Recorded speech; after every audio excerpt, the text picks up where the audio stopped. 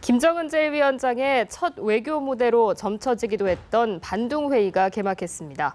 김정은은 고령의 김영남 상임위원장을 대신 보냈는데요.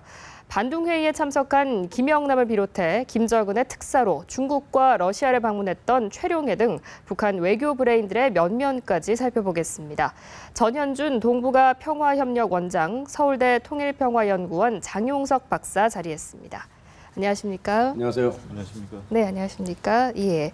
아시아 아프리카 정상회의죠. 반둥회의가 인도네시아에 개막을 했는데 김정은이 가지 않을까 이런 관측도 나왔지만 결국 김영남이 대신 가게 됐습니다. 그 이유에 대해서는 어떻게 보십니까? 네, 김영남은 헌법상 예. 대외적으로 국가를 대표하는 사람이고 또 김영남은 2003년 이후로 계속해서 이 비동맹 정상회의에 참석을 해왔습니다. 물론 김영남이가 최근 건강이 안 좋아서 김정은이가 가지 않느냐는 그런 이제 관측이 있었습니다만은 그것이 성사되지 못했습니다. 아마 김정은이가 가기에는 아직은 좀 무리인 것 같습니다. 물론 국내적으로 그렇습니다만은 대외적으로 아직 이미지가 그렇게 개선되지 못한 그런 측면들이 있기 때문에 김정은이가 가기는 조금 무리가 있었던 것 같고 더군다나 이 비동맹 회의라고 하는 것이 약 100여 개의 국가의 정상이라든가 대표들이 오거든요. 거기에서 김정은이가 가서 특별히 얻을 게 없는 것이 아닌가 그렇게 생각이 됩니다. 이번에 주제라고 하는 것이 남남 협력이고 특별히 비핵화라든가 그런 핵 문제라든가 군사적인 그 의제는 아닙니다. 따라서 김정은이가 굳이 가서 여기에서 얻을 것이 없다는 그런 판단도 했을 것 같기도 하고요. 그다음에 이제 사실은 이수용이도 안 갔습니다. 그러니까 외무상도 지금 안 갔고 김영남이 아마 누구를 대동하고 갔는지도 정확하지가 않거든요, 지금. 그래서 김영남 최고인민회의 상임위원장만 가서 의례적인 그런 행사에 참여하고 오는 것으로 일단 결정을 한 것이 아닌가 그렇게 생각을 합니다. 이번에 김영남 같은 경우는 어쨌든 명목상 국가 수반의 자격으로 간 것이지만 김정은을 둘러싸고 있는 어떤 외교 브레인들의 면면도 새삼 주목을 받고 있거든요. 과거에 특사로 갔던 최룡해도 있고요. 어떤 인물들이 특별히 있다고 보십니까? 역시 남이나 북이나 또 어느 나라도 다 마찬가지지만 특사라고 했을 때는 일단 최고 지도자의 관계에서 돈독한 신임을 받을 수 있고 나름대로 그 정치적으로 신뢰할 수 있는 그러면서도 이제 특사가한테 부여되는 임무를 또 잘 수행할 수 있는 나름대로의 능력을 가진 분 이런 분들이 선택되지 않나 싶은 생각을 해보는데 그런 점에서 보면 이제 2000년에 대표적으로 조명록 총정치국장이 미국을 방문해서 클린턴 대통령을 만났었죠.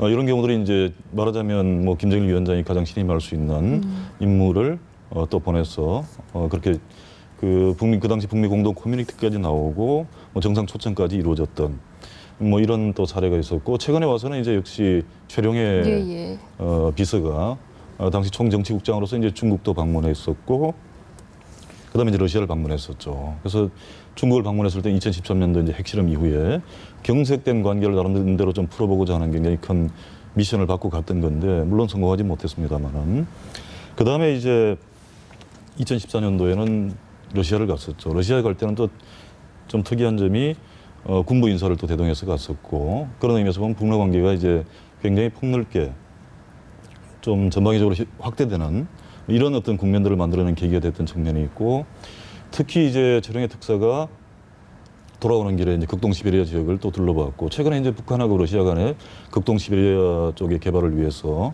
굉장히 많이 협력하는 모습들을 보이는데 그런 점에서 보면 이제 최룡해 특사가 굉장히 중요한 역할을 또 하지 않았나 싶은데 남쪽과의 관계에서 보면 또 우리가 주목할 만한 특사가 있었죠. 2009년도입니다. 그죠?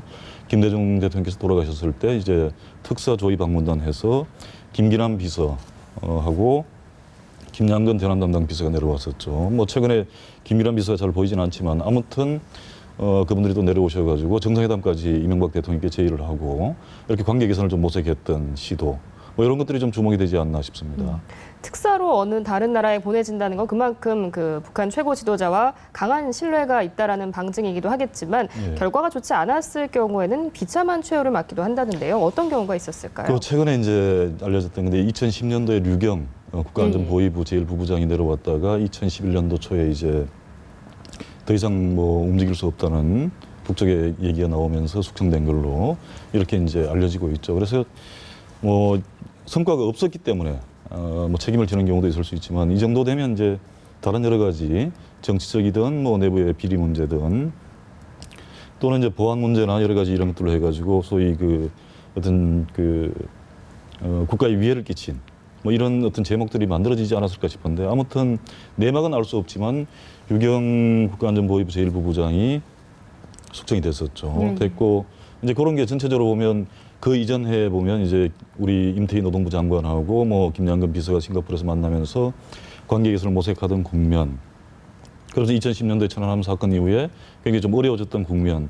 이걸 전체적으로 좀 돌파해보자는 나름대로 북쪽의 시도가 보위부 라인, 정보 라인을 통해서 이제 이루어졌던 건데 이런 게 좀 어려움에 부딪히면서 그와 같은 조금 드문 설레지만 특사로 왔던 사람이 처형되는 뭐 이런 또 사례도 있지 않았나 싶습니다. 이렇게 과거에 특사로 활약했던 인물들을 짚어봤는데 김정은 시대 들어서 뭐 특사라고 하면 좀 최룡해가 가장 먼저 떠오르는 것 같거든요. 이번 반둥회의에 뭐 최룡해를 보낼 수도 있었을 텐데 뭐 굳이 김영남을 보낸 이유에 대해서는 어떻게 봐야 될까요? 전통적으로 북한은 이제 비동맹 회의에 대해서 관심이 많고 사실은 50년대, 60년대, 70년대, 80년대까지도 비동맹 회의에서 북한의 역할이 상당히 컸었어요, 사실. 그렇기 때문에 놓칠 수 없는 그런 외교거든요. 비동맹 외교가. 그렇기 때문에 사실은 김정은 아니면 김영남이가 가야 되는 게 사실 맞습니다. 그러니까 우리는 지금 황우려 교육부 총리가 지금 가 계시지만 북한이 쌓아온 업적이라든가 그 관계를 봤을 때 거물급이 가야 되는 건 사실인 것 같습니다. 김영남이가 고령이고 건강도 안 좋음에도 불구하고 굳이 간 것은 역시 그동안에 쌓았던 전통적인 우위를 과시를 하고 특히 이번에는 인도네시아에서 지금 개최되지 않습니까?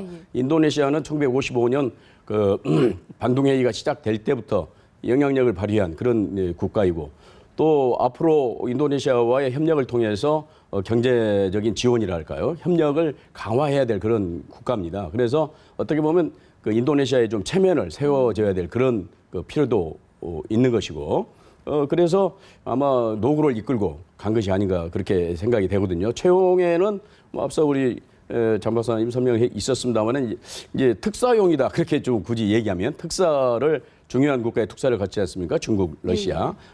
근데 이건 지금 특사가 갈 그런 회의는 아니고 정상적인 외교관이 가야 되는 것입니다. 그래서 아마 이제 김영남이가 간 건 맞는 것 같은데. 사실은 앞으로 김영남이가 계속 갈 수 있을지는 모르겠습니다. 건강이 워낙 안 좋고 갑자기 죽을 수도 있고 그렇습니다만 어떻든 북한 입장에서는 비동맹 회의를 굉장히 중요시하는 그런 외교적인 행태고 사실은 전통적으로 북한은 초청 외교에 강합니다. 초청을 해서 자기 사람을 만드는 그러한 외교가 강한데 지금은 이제 방문 외교를 하는 거죠. 직접 그 나라에 가서 외교를 하고 그래서 이제 자기들의 국제적인 위상을 제고시키는 이런 노력들을 하고 있습니다. 물론 이제 김영남이가 이번에 가서 시진핑이라든가 이런 거물을 만날 수 있을지는 모르겠습니다. 아직은 뭐 그런 얘기는 없기 때문에 그렇기는 합니다만은 역시 김영남이가 가는 것은 동남아에서 외교적 위상을 강화시키기 위한 그런 목적이다. 그렇게 봐야 될 것 같습니다. 뭐 김영남뿐 아니라 뭐 리수용이나 강석주 등 북한의 외교통으로 불리는 인물들이 추가적으로 더 있는데 뭐 이들이 충분히 역할을 잘 수행하고 있다고 보시는지 좀 아쉬운 면은 없다고 보십니까? 이건 뭐 그 외교관들의 어떤 대외 관계 전면에 나서 있는 사람들의 능력과는 좀 무관한 것 같아요. 왜냐하면 전체적으로 보면 핵 문제나 이런 어떤 병진 노선 얘기하면서 그로 인해서 고립이 심화되고 있고 제재가 심화되고 있고 특히 이제 단순히 핵 문제를 넘어서서 인권이라든가 이제 하다못해 해외에 파견된 근로자 문제까지 지금 국제적으로 인권 문제 차원에서 또 제기되고 있는 상황이기 때문에 이건 일단 외교관들의 능력 차원의 문제로 보기엔 좀 어려움이 있는 것 같다 싶은 생각을 일차적으로 해보고 뭐 그럼에도 불구하고 또 외교관들이 나름대로 역할을 할 수 있는 공간들이 있기 때문에 뭐 그런 측면에서 좀 평가를 해볼 수는 있지만 이수용 외무상의 경우는 사실은 북한 외교의 중심이 강대국 외교잖아요. 그죠? 미국이라든가 중국이라든가 러시아, 뭐 과거엔 일본 이런 강대국 외교인데 리수용 외무상이 그런 외교에 집중적으로 좀 투입이 됐던 경력을 쌓았던 그런 인물은 또 아니지 않습니까? 주로 이제 유럽 쪽에 근무를 하면서 김정은과의 특별한 관계가 있었던 거고 경제 쪽에 좀 특화되어 있는 어떻게 보면 그런 측면들이 있었던 건데 이런 점에서 보면 리수용 외무상 자체의 어떤 능력이라든가 활동 범위 뭐 이런 걸 평가하기에는 뭐 조금 신중하게 볼 필요가 있지 않나 싶고 오히려 다른 쪽에서 보게 되면 이제 현재 국제 담당 비서로 알려지고 있는 강석주 비서라든가 대남 담당 비서이지만 과거 국제 관련된 일들 했던 김양근 비서 같은 경우에 이런 사람들이 오히려 더 어떻게 보면 외교적으로 훨씬 더 전략적인 측면에서 큰 역할을 할 수 있지 않을까. 이 사람들은 주로 이제 미국을 상대하거나 중국이나 러시아를 상대했던 사람들이고 이런 점에서 보면 이제 강석주 부총리였고 지금은 이제 국제 담당 비서인데 지난해 유럽을 순방했었죠. 하면서 인권 압박에 대해서 굉장히 적극적으로 공세적으로 앞에 전현정 박사님 말씀하셨던 방문을 통한 외교를 함으로써 좀 돌파구를 만들고자 했지만 물론 성과는 없었던 거죠. 그래서 이걸 개인의 능력이다라기보다는 그런 또 구조적인 측면을 좀 봐야 될 게 있고 개인적으로 본다 그러면 강석주 비서는 사실은 대단한 사람이죠. 왜냐하면 영변 그 원자로 그 낡은 원자로를 가지고 경수로 2개를 받아낸 협상가거든요. 어떻게 보면 그런 점에서 보면 사실 봉이 김선달과 같은 협상을 했던 사람인데 시대와 환경이 달라지고 조건이 달라짐으로써 오는 문제들을 먼저 좀 봐야 되지 않나 싶습니다. 어쨌든 김정은 본인은 아직까지 이렇게 해외에 나가서 국제 무대에 데뷔한 적이 없었는데 이런 상황에서 김정은이 과거 후계자 시절이었던 2007년에 인도에 갔었다 이런 주장이 나왔거든요. 뭐 후계자 수업을 받으러 간 거였을까요? 2007년이면 사실은 김정은 제1위원장이 후계자로 내정되기 전의 단계거든요. 어떻게 보면 이제 당시에 그 후계자로서 갖춰야 될 기본적인 소양들 뭐 이런 교육들을 좀 받고 특히 이제 군사 학교에서 훈련을 받거나 교육을 받고 이랬던 어떤 과정의 일환일 수는 있겠다. 뭐 그런 생각은 들지만은 이걸 꼭 후계 수업 차원에서 국제적으로 데뷔시키기 위한 말하자면 배려라든가 국제 감각을 익히기 위한 배려 이렇게 보기에는 알려진 바가 적기도 하지만 좀 조심스럽지 않나 싶은 생각이 듭니다. 다시 반둥회의 이야기로 돌아가 보겠습니다. 이번 회의가 아시아, 아프리카 정상들이 참석하는 회의고 서방 국가 정상들은 참석하지 않지만 이 다른 나라 정상들이 북한 김영남 상임위원장을 어떤 시선으로 바라보게 될까요? 뭐 기본적으로 북한을 대표해서 왔기 때문에 그런 정도 수준에서 대표로서의 수준에 말맞는 어울리는 그런 대우를 하지 않을까 생각이 됩니다. 사실 그러니까 50년대, 60년대, 70년대 이 정도 보면은 아시아 특히 중동이라든가 아프리카에 대한 원조를 굉장히 많이 했거든요. 김일성 주석이 있을 때. 그렇기 때문에 사실 아프리카로서는 북한에게 감사해야 될 그런 나라죠. 근데 이제 사회주의권이 붕괴된 이후로 북한 경제가 완전히 추락한 그런 상태 속에서 본인들도 먹고 살기 힘든데 원조라고 하는 것은 꿈도 못 꾸는 거 아니겠습니까? 그러면서 점점점 아프리카라든가 아시아, 라틴 아메리카 국가들이 돈이 좀 더 있는 한국에게 편향된 그런 외교를 하게 되고 따라서 특별하게 뭐 김영남을 애우한다든가 그럴 이유는 없을 것 같습니다.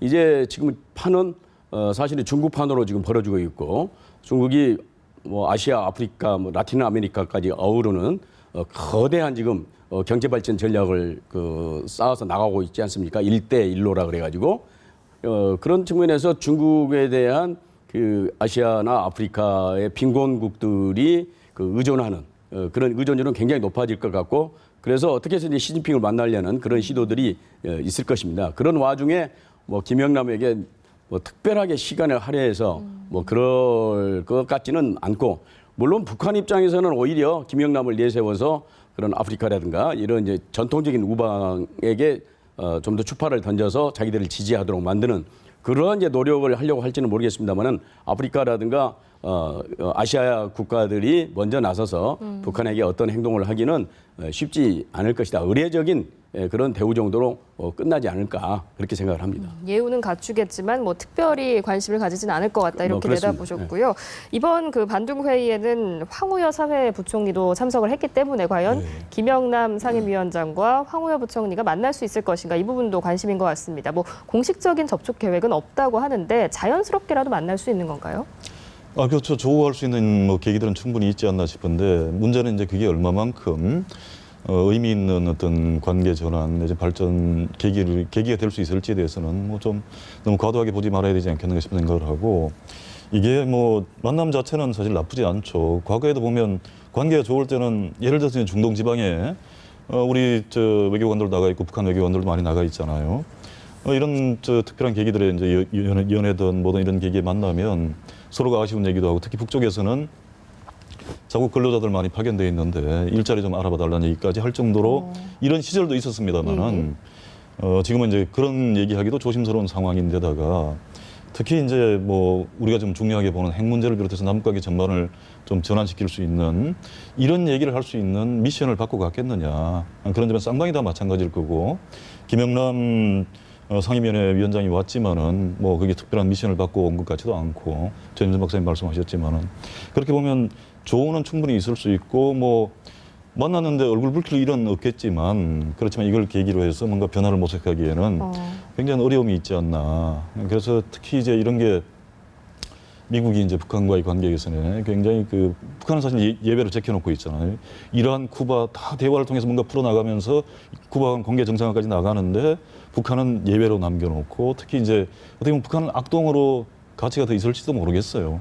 미국이 이제 동북아에서 나름대로 중국을 견제하는 전략을 펴는데 이런 상황에서 우리가 주도적으로 뭘 하고 있는 것도 아니고 북쪽은 특히 요즘 보면 체제통일, 흡수통일 얘기하면서 통준위 해체해라. 통일부도 이제 체제통일 추구하는 통일부가 무슨 필요가 있냐는 얘기까지 하는 상황이다 보면 서로가 뭔가 전기를 만들 수 있는 계기로 활용할 의지는 그렇게 없지 않았겠는가. 이런 점에서 조언을 뭐 충분히 할 수 있지만 크게 의미를 부여하기보다는 좀 지켜볼 필요가 있지 않나 싶습니다. 박사님께서도 같은 생각이신가요? 뭐 저도 비슷한 생각입니다. 그러니까 남북 관계가 굉장히 안 좋은 상태에서 설사 조우가 됐다 손치더라도 어떤 그 깊이 있는 얘기를 할 수 있을까? 그냥 뭐 정말 조우가 이루어진다고 한다면 뭐 그냥 안부 정도 물어본다든가 악수하고 그냥 지나치는 정도가 되지 않을까 생각이 됩니다. 그러니까 지금 사실 핵 문제도 큰 이슈 속에서 사라진 상태거든요. 육자회담도 벌써 오래전에 이제 개최된 이후로 개최되지 않고 있고 그래서 남북 간에 뭐 큰 이슈가 없는 상태거든요. 그렇기 때문에 굳이 우리 황우여 장관도 일부러 뭐 김영남 상임위원장 상임위원회 부위원장을 위원장을 만나가지고 뭐 가서 악수를 일부러 청할 가능성도 별로 없는 것 같고 김영남도 마찬가지가 아니겠는가 그렇게 생각이 됩니다. 오히려 우리 입장에서는 정말 중국이라든가 뭐 일본 이런 데 더 관심이 많지 않을까. 그 사람들이 어떤 얘기를 할 것이며 그 사람들이 정상이 온 거 아닙니까 지금? 아베가 오고 시진핑이 왔기 때문에 이런 사람들하고 관계랄까 조우를 더 원하는 거지 굳이 우리 정부나 또 북한도 마찬가지로 상호 어떤 기획된 그런 조우랄까 기획된 만남을 할 그런 이유는 현재까지는 별로 보이지 않습니다.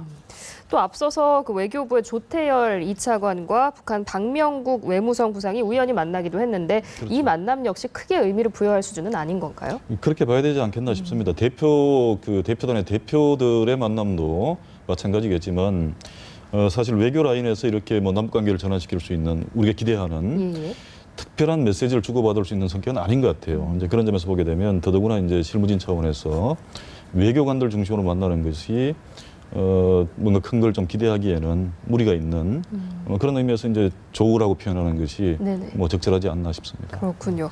또 반둥 회의에 시진핑 중국 국가주석도 참석했는데 시 주석이 이제 중국 고위급 관리와 만난 지가 꽤 시간이 흘렀지 않았습니까? 이번에 김영남과 뭐 대화를 나눌 가능성은 어떻게 보십니까? 아마 북한 입장에서는 뭐 시진핑을 좀 만나가지고 뭐 현안도 논의를 하고 앞으로 정상회담도 이제 물론 있겠습니다만은 뭐 언제 있을지는 확실치는 않습니다. 9월에 정말 있을 것인지도 아직은 불투명한 상태고 따라서 뭔가 좀 현안을 얘기하고 싶은 생각이 있을지 모르겠습니다만은 중국 입장에서는 아직은 이 북한과 적극적인 어떤 대화를 모색하는 그런 태도는 또 그 아닌 것 같습니다. 그러니까 물론 물밑에서는 어떤 접촉이 있는지 모르겠습니다만은 겉으로는 아직도 국제적인 그런 시각이라든가 의식을 어떤 분위기를 의식하는 그런 상태가 중국의 입장이 아닌가 그렇게 생각이 되거든요. 따라서 악수하는 정도. 그러니까 지금 인도네시아 대통령과도 김영남 상임위원이 최고위원회 상임위원장이 지금 악수하는 그래서 포즈를 취하는 그런 지금 사진이 떴거든요. 뭐 그런 정도 수준에서 끝내지 않을까 생각이 되고 더군다나 김영남 지금 그 최고위원회 상임위원장은 건강이 굉장히 지금 안 좋은 상태에서 김정은의 명령에 의해서 지금 간 거 아니겠습니까? 정말 속된 말로 얼굴마담으로 간 건데 거기에서 어떤 깊이 있는 얘기가 이루어질 것 같지는 않고 더군다나 이제 수행하는 수행원들이 지금 정확하지가 않습니다. 리수용도 안 가 지금 북한으로 돌아간 거 아닙니까?